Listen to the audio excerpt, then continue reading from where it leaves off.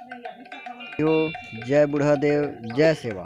आज बूढ़ादेव यात्रा गांव मिर्गी, परसाडी, गुर्रा, खैरी, तुरमा, खमहरिया में पहुंचिस और वहाँ के ग्रामीण मन खूब बाजा गाजा के साथ छत्तीसगढ़िया क्रांति सेना के द्वारा निकाले गए जे रथ है ओकर खूब बाजा गाजा के साथ स्वागत करीच और अपन अपन गांव में सब मिलजुल के मंदिर के पवित्र माटी रथ में दीस और बड़ सुघ्घर ढंग से सब मिलजुल के एकता के परिचय दीस।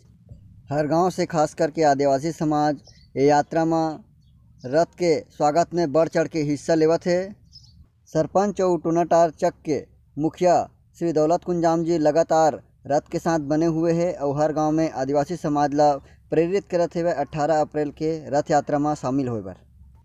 रथ यात्रा के संचालन में चंद्रकांत यदू जी, सुरेंद्र यदू जी, जितेंद्र वर्मा जी, देव प्रसाद वर्मा जी, आकाश यदू जी, तोरन साहू जी एमन लगातार रथ के साथ बने हुए हैं।